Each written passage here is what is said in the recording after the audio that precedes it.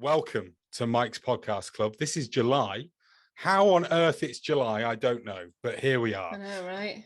I'm Charles, that's Vic, and we do this. It's a monthly get-together of wonderful podcasters where we come in and we try and learn from each other. We help each other by sharing our own experiences, and we then go and get wonderful guests like we've got tonight to come and share their experience with you as well. As I said, I'm Charles, this is Vic. We are the people behind this wonderful podcast community. We do a monthly one on Zoom, and then we also do occasional ones in real person. Both myself and Vic are heralding from Manchester, so that's where we tend to have our meetups, although currently Vic is in Spain and I am at home. She didn't want to take me. But yeah, so this month, after we've got a theme, which is, as you all know, it's how to ask your listener for money. And we're hopefully going to cover the things like why you would want to do that, how you can sort of launch a monetization plan, and things like that. And to do that, we're going to hear from two wonderful speakers that we've got lined up for you, who are already asking their listeners for money quite successfully. And so we'll basically just go straight into intros in a second, but the format is that between now and 7 o'clock we'll be with our speakers, Emma and Ian. If you have questions, then we will be posing them probably at the end, just in case that we answer the questions as we go anyway. So that'll be until about 7 o'clock. We'll then have a little bit of a break so you can go and refill your glasses, and then we'll come back normally after 5 to 10 minutes. And then we'll have what we call our podcast FAQ Q&A section, which is basically where if you've got a question about how you're doing your podcast or anything to do with your podcasting, I hate the word journey, but there you go, I've said it, then you can feel free to ask community, and then we'll basically get answers from everybody in the room if they've got something to say. So if you've got questions for either the second half or indeed for now the first half as we're going, then please do make use of the chat function. Plenty of you already are, which is lovely. If you've got a question that you'd actually like to ask to our guest, then please just prefix your question with a hashtag and the word question. That would make everything really simple for Vic to gather and see the questions that you're asking the people there. If you're not asking a question, then feel free to continue using the chat to talk to everybody. And sometimes that's where all the magic is. It's really great when it works like that. So just so you know, we are on Twitter at Mike's Podcast Club. So please do go and take photos and, you know, post it all over social media at Mike's Podcast Club. And we will then see how wonderful you all think we are, which is lovely. And very quickly, last thing before we go, and this is really, really quite ironic for leading into tonight's or today's session.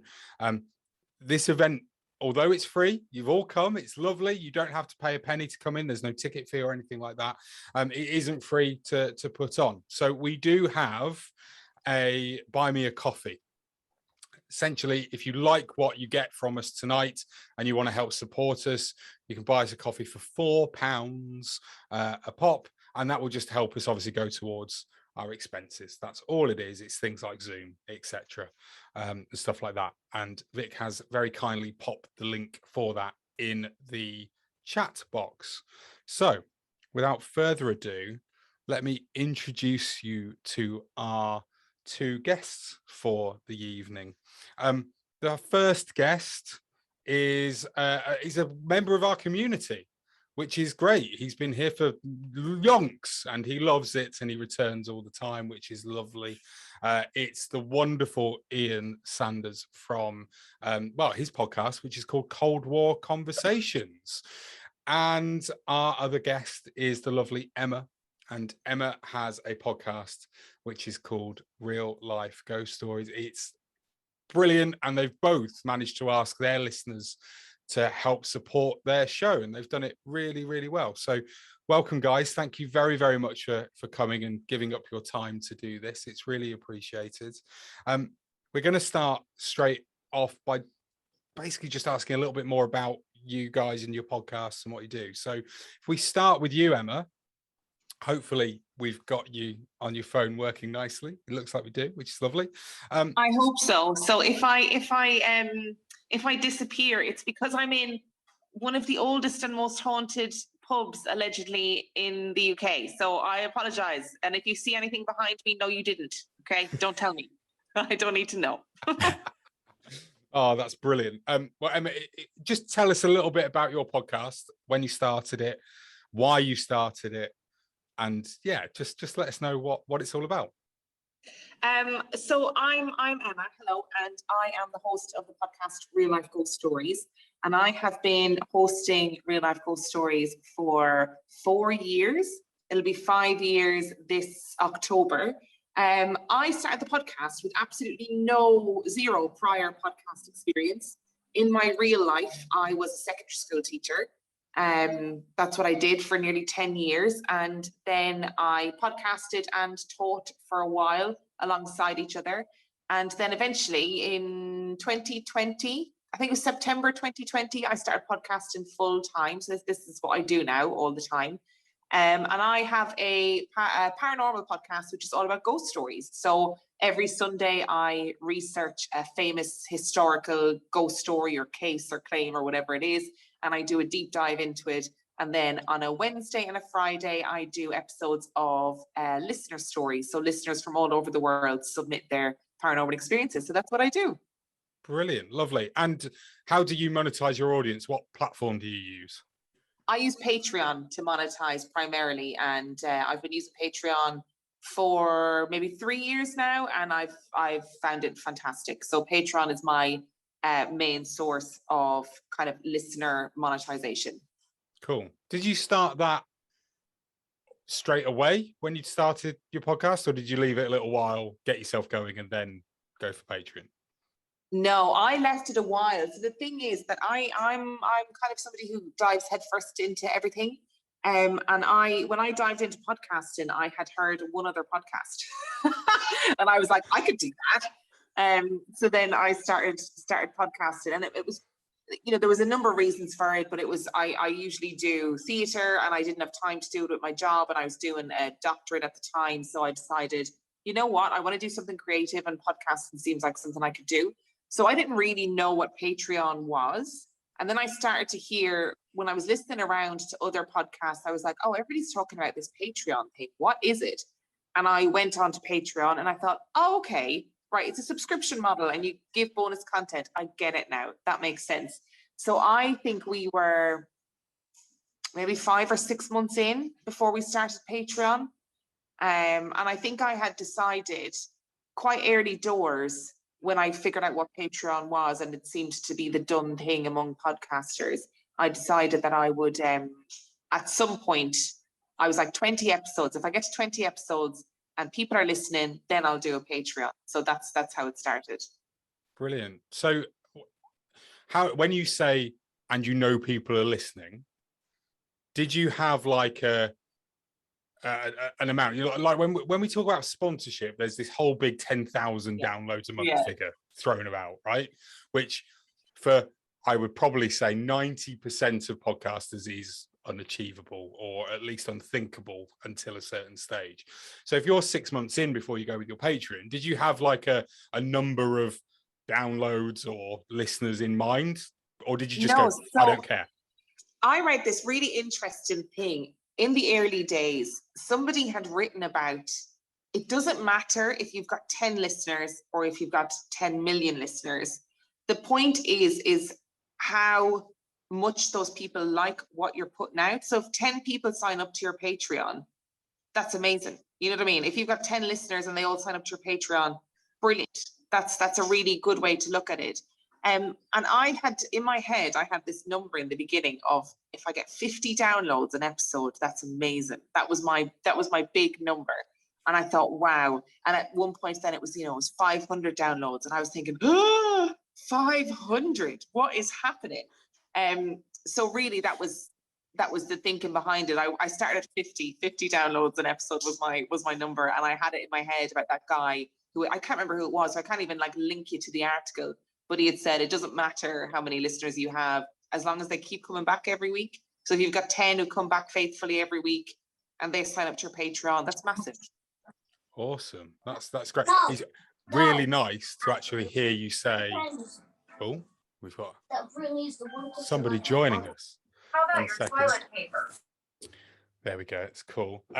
So yeah, it's really cool hearing you sort of say those numbers, because a lot of the time people go in and they immediately have this huge number. So it's nice to see that somebody just sort of went, 50's amazing. And then 500's a huge number. That's ridiculous. So that's really cool. Ian. And I always think of, sorry to interrupt, but I always think of, I was having this conversation with somebody at the podcast festival that was in London recently. The podcast show. The podcast show, that was it. I don't even know what it was called, and I was speaking on a panel at. But I was talking to somebody about, if you fit your amount of weekly podcast listeners into a room, how does it make you feel? So if you've got 50 listeners a week, but if you said to somebody, you have to make a speech in front of 50 people, you'd feel very differently about it, because you'd suddenly think that's loads of people. Absolutely, definitely. I mean, try and squeeze 50 people in here and they'd be on top of each other, literally. Human pyramid. Ian, Cold War Conversations, regular members of Mike's Podcast Club will know all about it, of course. But for those that don't, fill us in. Let us know a little bit about it. Okay, well, I've been podcasting probably a similar period to Emma. I got the podcast bug working on a community radio station doing their Saturday afternoon sports show. That became too onerous, doing that every Saturday, so I had to leave it. But then, you know, I've always been looking to do something else in audio. I have a passion for history, and I was looking for some subject matter, and oral histories have always fascinated me. And I've always thought that some oral histories are lost without people hearing them or discovering them. And the basic rationale of Cold War Conversations was to preserve the first person accounts of people who experienced the Cold War. When I started it, I thought maybe I'd get a few hundred listeners, but it really seems to have captured people's imagination. It's a period of fascination for more people than I thought.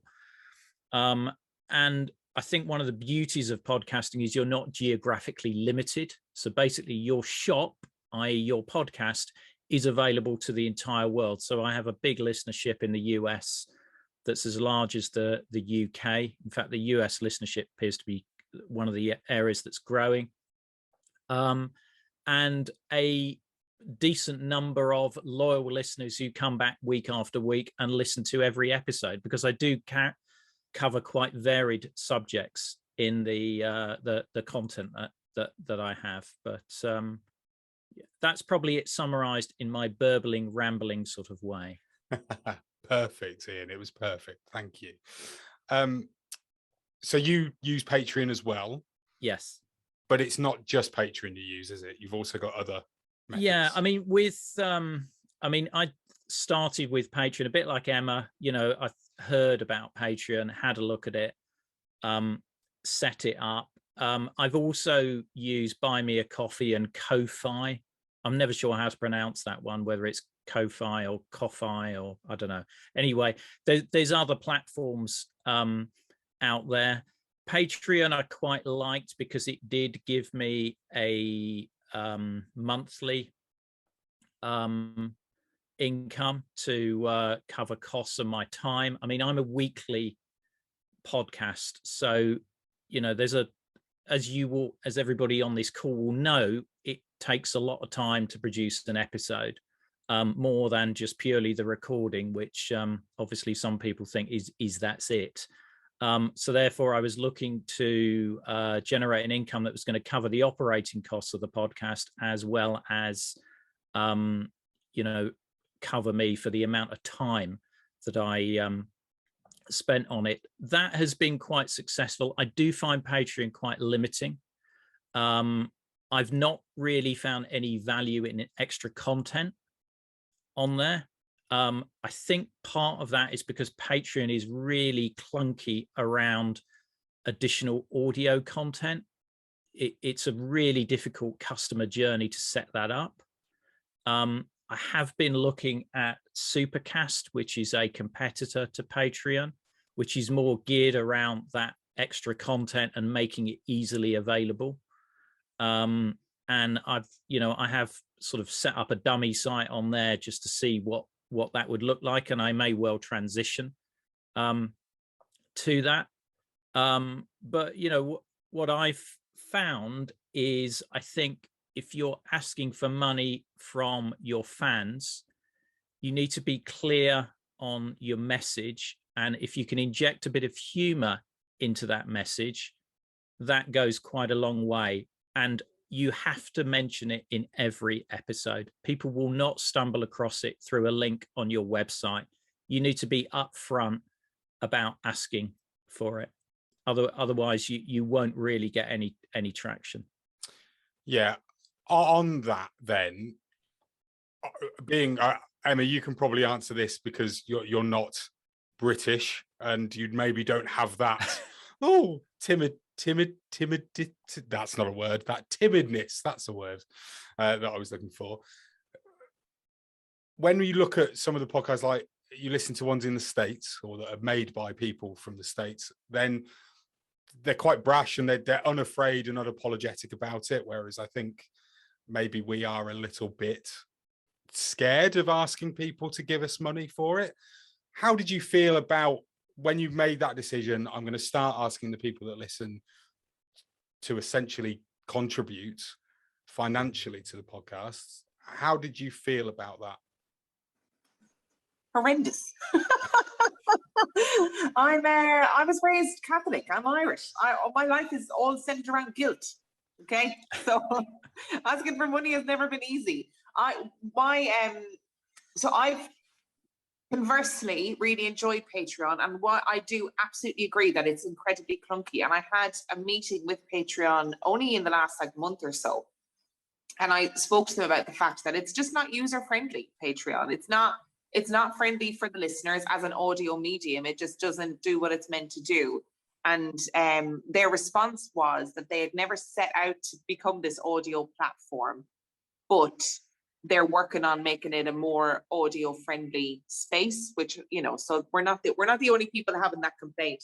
When it came to asking for money, I really struggled with it, and I still really struggle with it. I considered recently that I would add another tier to my Patreon. So at the moment, I have two tiers on my Patreon, a $2 tier and a $5 tier, and that's it. And I considered doing another tier, and I just couldn't do it. I just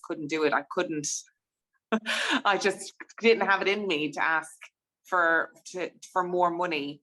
So I have found it really difficult, to be honest. And I think it's tricky then, because like you said, when you listen to other podcasts and they're so upfront about asking for money, and I never listen and think, oh, that's very brash. I always listen and think, I wish I was more upfront about asking for money, because it's really hard. It's a hard thing to do. And I think kind of recognizing that people are parting with their hard-earned cash, it was difficult, particularly when we work in a model where we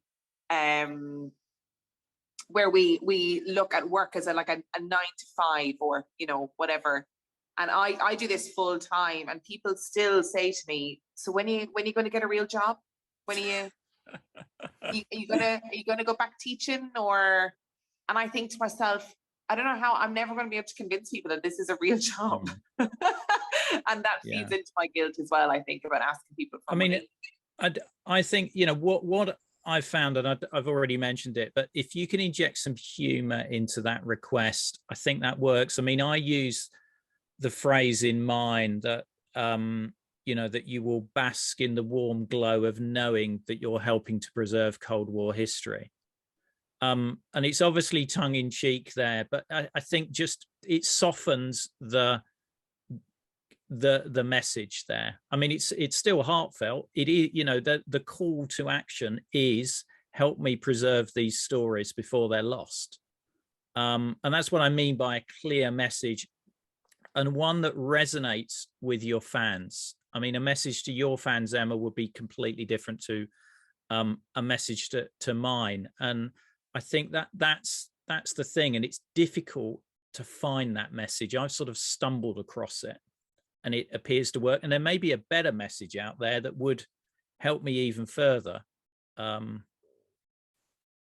Just got to find it potentially. What's working for you now, so therefore there's not necessarily a need to go and chase it any further, I suppose, is there, at this moment? And of course, I'm sure you and Vic are having a bingo as to when I first mentioned the secret weapon. Hang on. Exactly. There it is. It's so a coaster. every Patreon gets a Cold War Conversations drinks coaster sent to them. So it's a proper cork-backed coaster.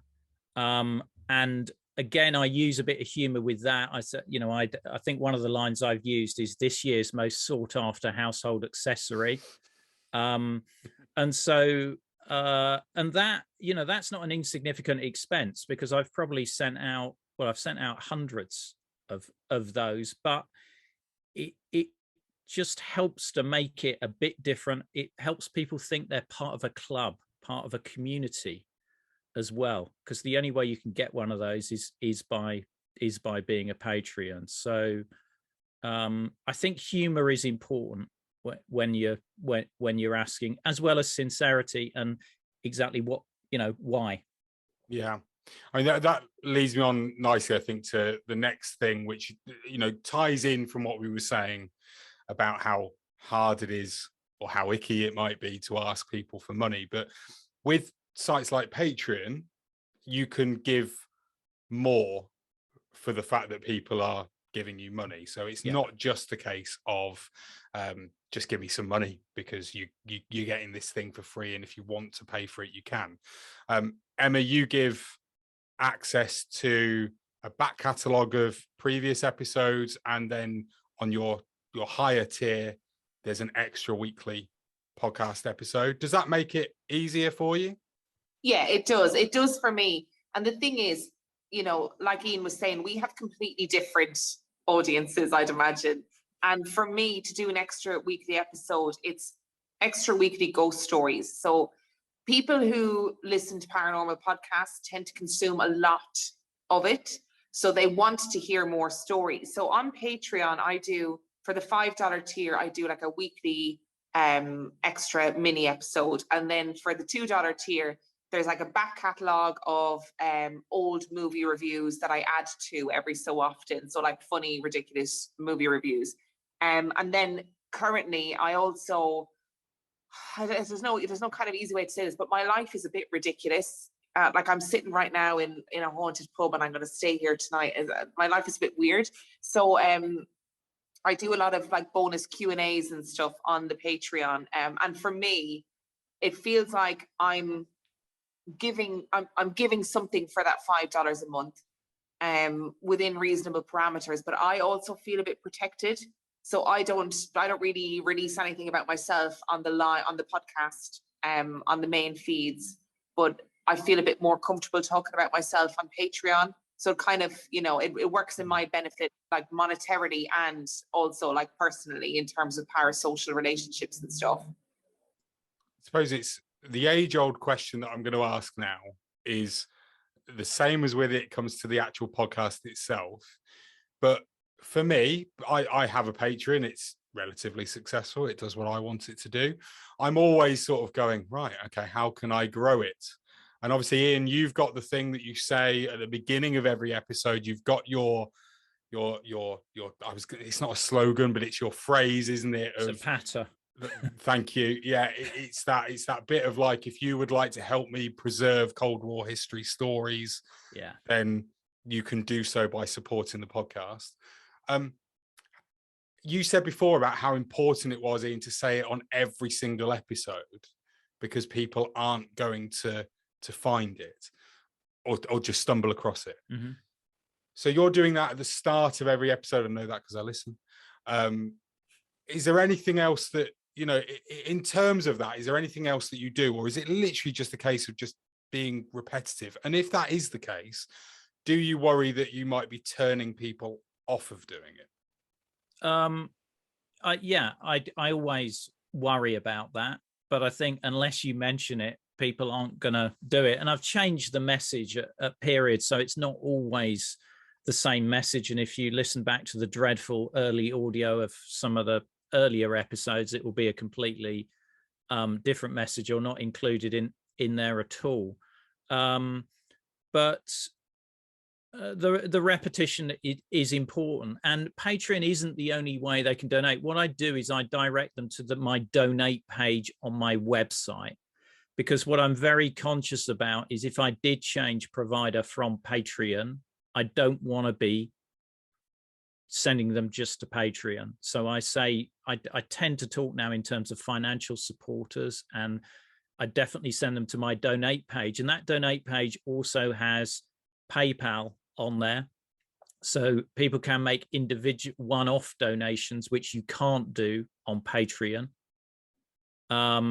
So there's that there. And I have previously had Buy Me a Coffee and Ko-Fi on there, but I just thought that's just too confusing. There's too many choices, and too many choices means less people signing up. So it's currently just Patreon and PayPal there at the moment. I mean, my tiers are different to Emma's. I think that's always an interesting conversation about tiers. I mean, Patreon, I think, recommend have no more than 3, because you just give too many choices, and people just don't make a decision. So I have I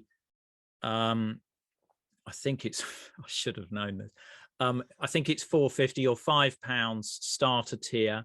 So that's the proletariat.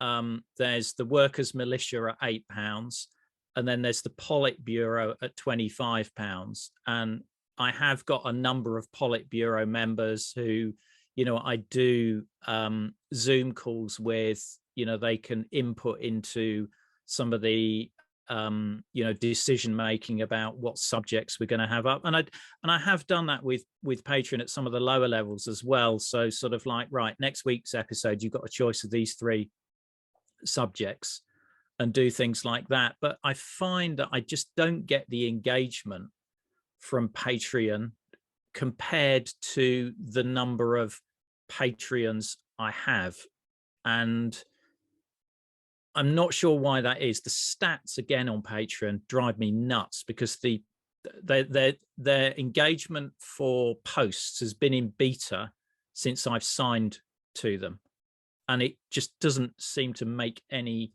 sense to me. So if there is somebody on here who works for Patreon, I'd be pleased to hear their views. I can give you the contact details for the UK and Ireland Patreon representative. Okay, that would be She's very good, because I had this conversation. Well, no, I because you know, they've promised for some time they're going to do things for podcasters, and I am losing patience and looking at going elsewhere, to be honest, because I'm not happy with the user journey and the sign up process. I've had a number of members who've struggled with just getting their cards set up on there. So anyway, I'm digressing a bit there. Well, Emma, one of the things that, you know, Ian's talked about there with the whole tier thing, you said about how you didn't want to have more than 2, you didn't want to ask for any more money than your did you say, was it 4 and 8, 5 and 8, something like that? Mine is 2 and 5. 2 and 5, that was it. Sorry, getting confused. That's all right. One of the things with that, like one of the things that I have, like, so I've just learned through Ian, I think I've got 5 tiers, so I maybe need to reduce that. However, with each of those tiers, there's only really the first 3, so the bottom 3, that I have proper rewards for that are different. The top 2 tiers were set up because people said they wanted to give me more, so I just gave them the option to give me more. But when it comes to actually providing those rewards, do you ever worry that if you can't do it one month, that you're going to end up losing people, or you're going to end up actually thinking or feeling guilty because you're not providing the thing that you told your community you were going to do? So what I do, and this actually has happened to me recently, where I stopped recording for like 6 weeks last year. I didn't record anything, and I just paused the Patreon. I just paused it and didn't. Right, and that's. I was in a place of privilege to be able to do that, and I'm very aware of that.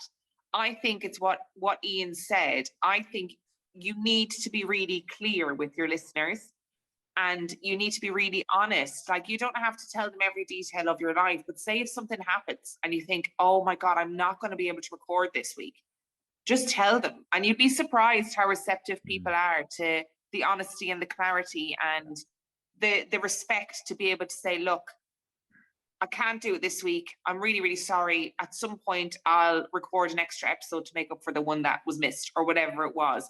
And I think there's a real lesson to be learned in only creating content on tiers that is reasonable within your time frame. Because I've seen numerous podcasters who have done, 5 tiers, and there's 14 different things that they have to do then every week, and you just think that's not sustainable, as well as having your main show. It's just not sustainable.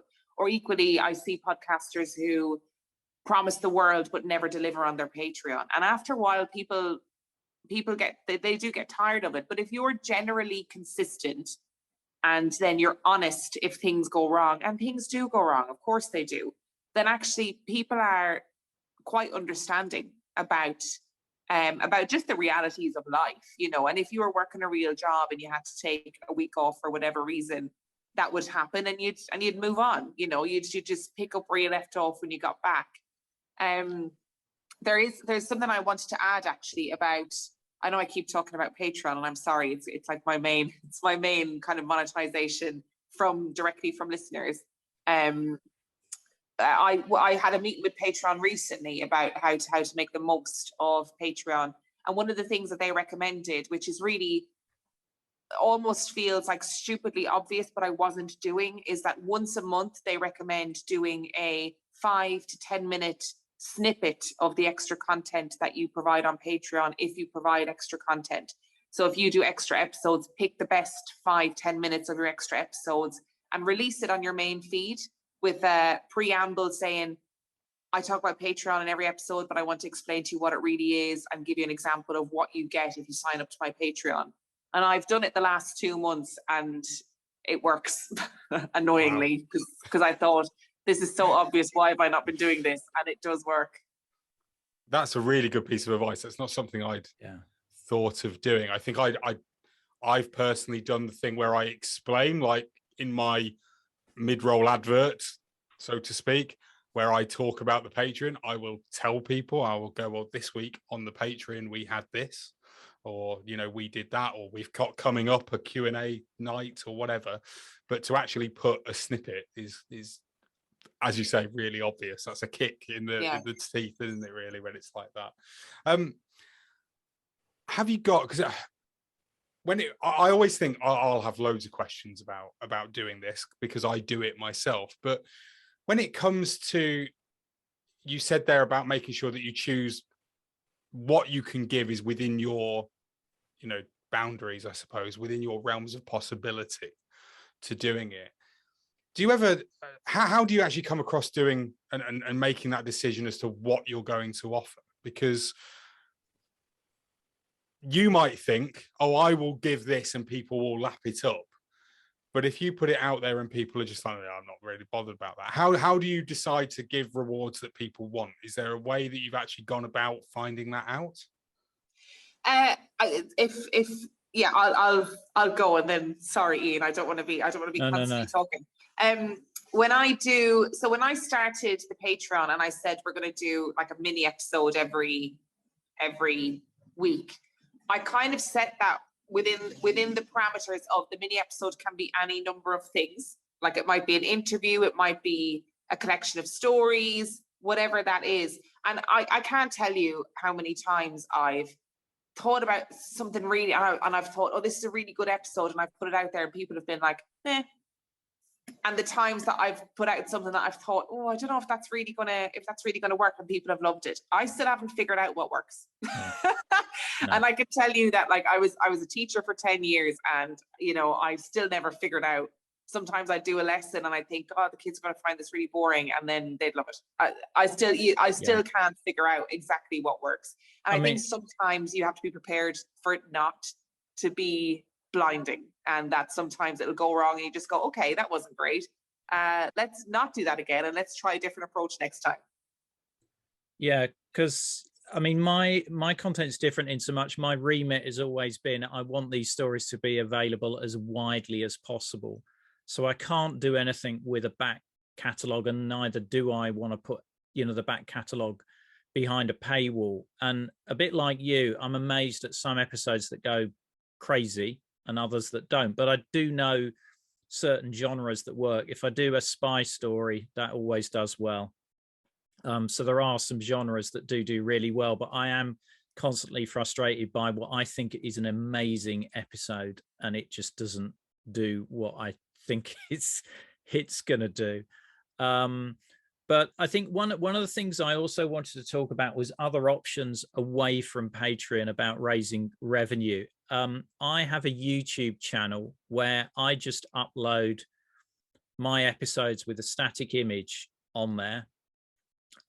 It doesn't get a huge number of downloads. You need to have more than 1,000 subscribers to your YouTube channel before you can monetize it.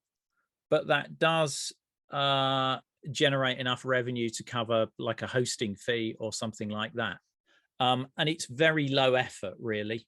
You don't need to maintain it or anything like that. And I am finding a number of people discovering the podcast as a result of finding the YouTube channel.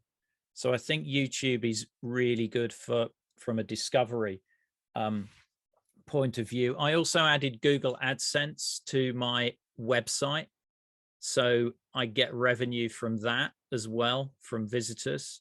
And they have some pop-up ads. You can control it to some degree there as well. So I also use that. One thing I am experimenting with at the moment is the Fountain app, which is a podcast app that pays you to listen to podcasts, and also pays podcasters if people are listening to your podcast through the Fountain app. So it goes both ways. You're paid in Bitcoin, or the subdenomination of Bitcoin called sats. You ain't going to retire anytime soon, but it's quite fun, and it does allow a level of listener engagement and things like that there, because the listeners can give you what's called boosts. And so, you know, it's an interesting concept that I've just started playing with. I think I've earned a mighty amount of something like 18 cents so far, but anyway. But there's other options out there. I mean, I did mention Supercast before, which is one that's primarily around extra content. I think if you're looking at tiers and what you're going to offer, it's like Emma said, you need to make sure you can do it and do it consistently. So, you know, I know that I can mail out some coasters once a month. I do add some extra audio content, but as I said, I don't see huge amount of downloads on that, and I think that is because of the interface there. I think that's interesting. I mean, I as a point of view, I know people are listening to my extra content because as part of my Patreon subscription, everybody gets access to a Slack channel that I'm in constantly. So whenever I drop a bonus episode, I'll tell everybody in there, first of all, that it's there. They also get the email notification from Patreon, and they get it will appear on their Patreon app list. But I'll then get feedback from it directly, and people say, oh, they listened to it, they thought it was good, they thought this, whatever it was. In terms of actually going on and looking at stats wise through, say, Patreon, I very rarely do it. It might be because of things that you've said, both of you, about it not being particularly useful necessarily. But I often, the one thing that I kind of look at and I've always thought about, and it's one thing that I've started doing, is I've started asking my patrons what they want. Now, I was quite surprised actually, because what I was doing a lot of was going around and checking out other Patreons, other podcasters, and seeing what they were offering, seeing what the tiers were, and then sort of going, all right, okay, if they're offering that, let's see, I'll offer it and see what happens. But I went and asked, and I did a little survey a couple of months back and just asked what people wanted. It was very, very simple. And they just wanted more of what we already do. So that has been the thing that we've now increased. We've dropped a lot of things that we were doing before, which were, you know, things like doing live Q&As on Zoom and bits and pieces that people weren't turning up for. People weren't really interested in, it seemed. And now we're doing more podcasts that they can listen to whenever they want to. I'm now finding that a lot more people are actually interacting with it. But the next thing that I kind of wanted to ask, based on the experiences that you've had with actually getting your money in terms of and showing it, one of the things that Patreon has is it gives you the ability to show both things: how many people are actually a member of your Patreon site, and also how much you then earn from it. And the thing that I've noticed when I go on Patreon is that some people are very, very open, and it's there, and you can gawp at it, or you can go, oh, okay, that's achievable. And other people don't show anything. And I'm interested to know how you decided to do that. So Ian, I know that you don't show on Patreon how much you earn from it. I don't think you do either, Emma. How did you come to that point? Was there a decision there right from the beginning where you said, I don't want people going on there and knowing for a particular reason? To start with you, Emma, was there anything for you? I'm not sure. I think I kind of followed what I saw other people doing in the beginning, and I've never changed it to show what I get every month. And I think because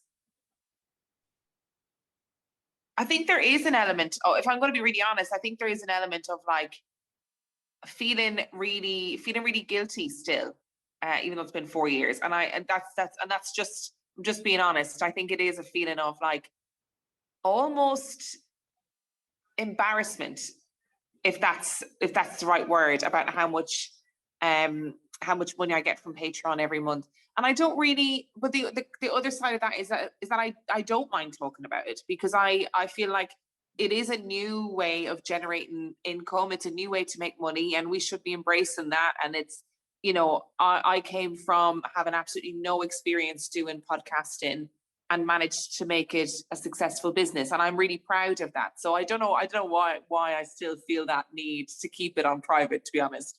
And I think it comes from a place of like weird guilt, embarrassment, feeling a bit like showing off as well, which I don't want people to think that I would be doing, you know, that kind of thing. Okay, that's cool. Ian, what about you? The reason why I ask it personally, why I'm interested, is because I show both mine on my Patreon site. I did that because I wanted to be, I had this thing where I wanted to be transparent. Now, maybe it's because of what I do and what my podcast is about. So for those of you who don't know, I make a fans podcast for Northampton Town Football Club, my beloved Cobblers team. And one of the things that I do get every now and again from people that listen, I wouldn't necessarily say that they're fans, because what they say isn't always nice. But one of the things that I get aimed at me is, oh, you're making money off being a fan of the football club, and they seem to think that's wrong. So I wanted to be transparent, to sort of say, well, this is what I get, so that those people didn't have a stick to beat me with. I still don't know whether I feel that that's right or wrong, but I almost feel like now I can't take it away because it's there. So if I then take it away and stop people from being able to see, I then worry people will go, well, why have they done that? So was there a reason for you, Ian?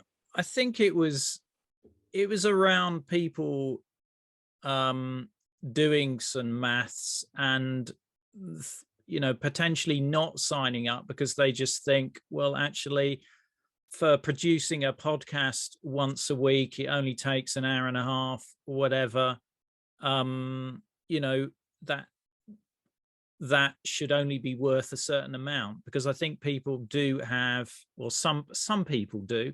I mean, that's a very broad generalization, but you know, some people do have a view that a podcast is very easy to put together and put out.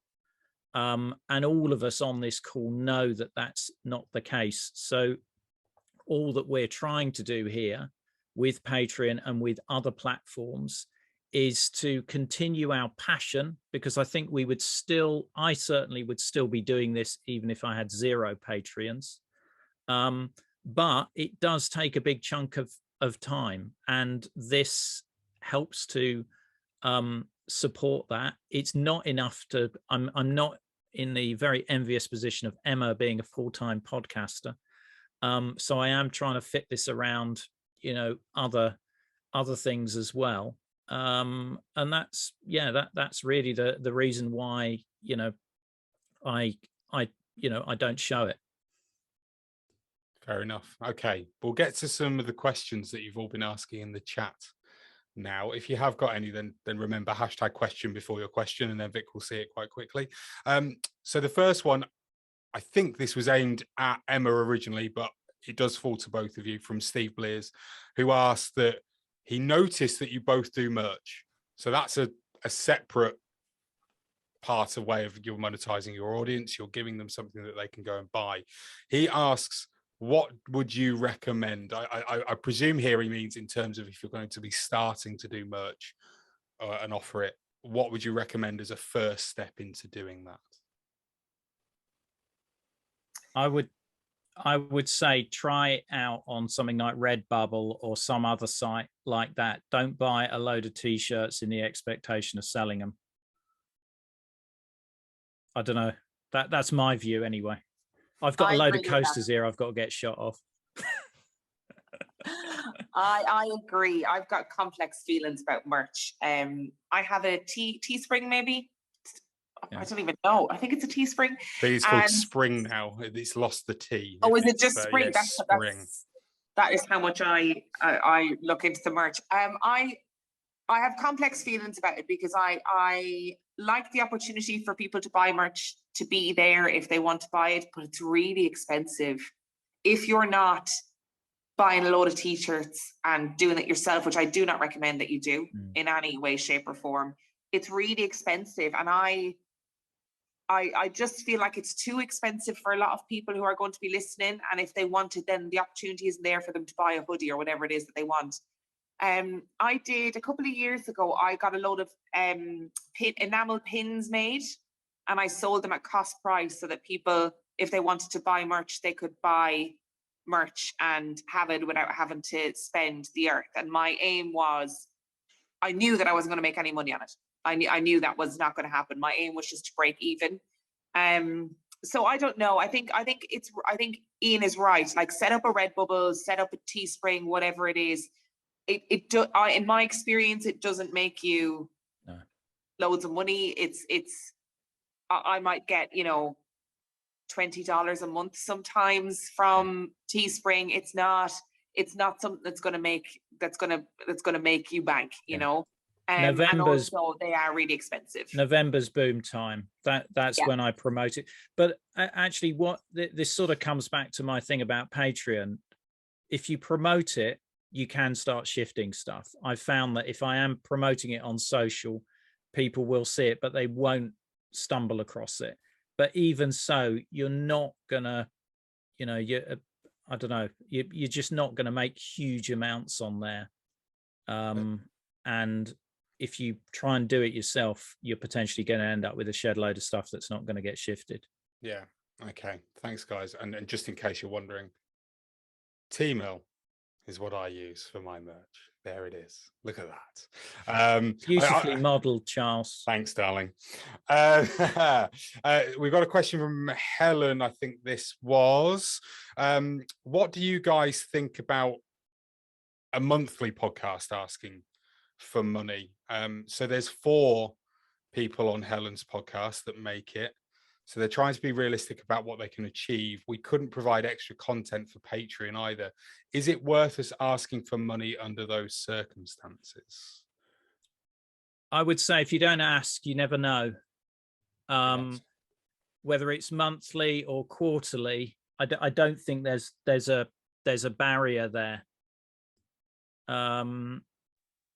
So I think you've got to ask and see. I mean, you must have some super fans out there. You must have some people who are really enthusiastic about your content, and that will be the building block and the start of your Patreon.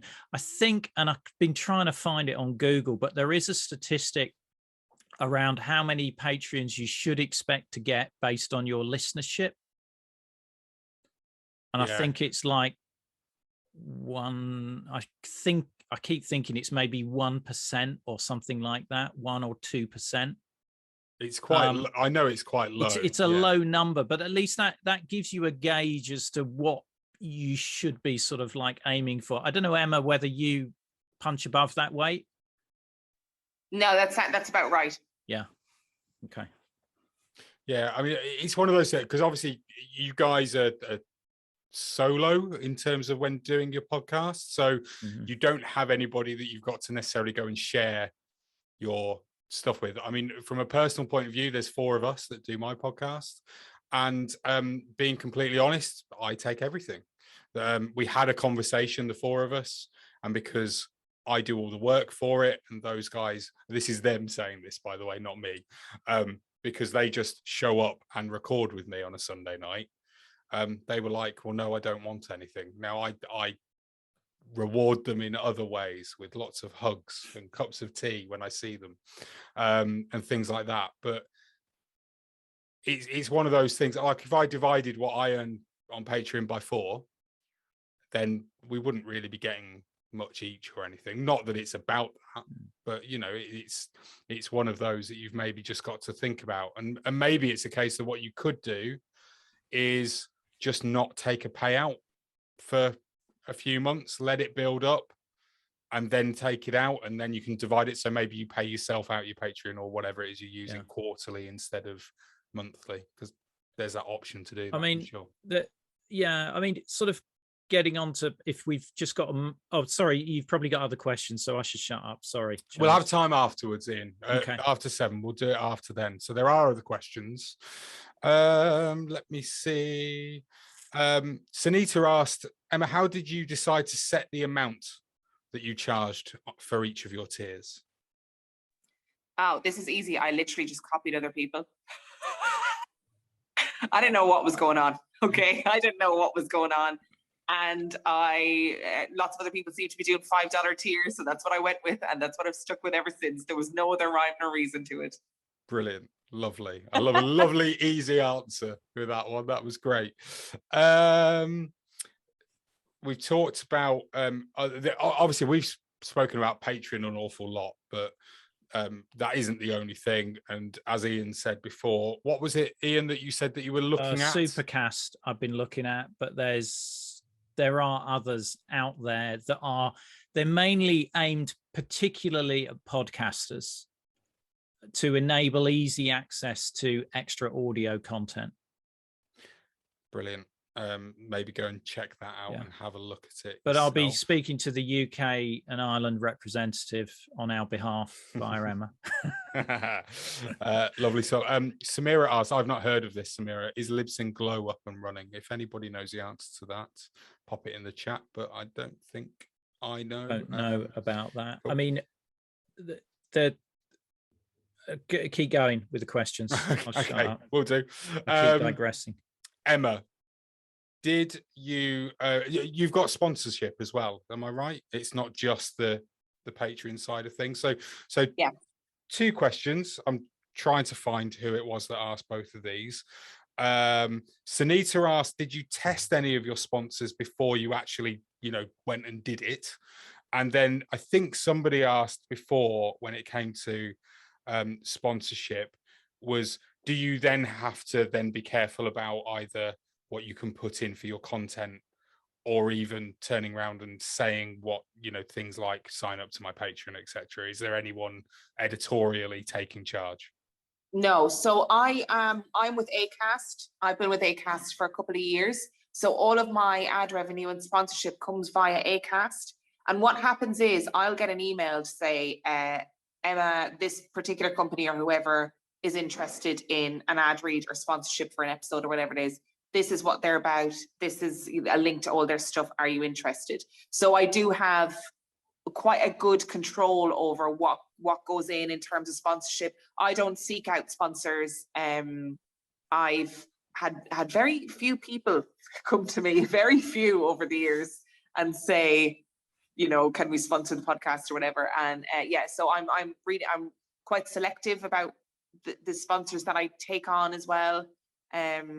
Because again, it's a privileged position to be able to do that, but I personally don't want to advertise something on the podcast that I don't use or I don't believe in or I don't agree with.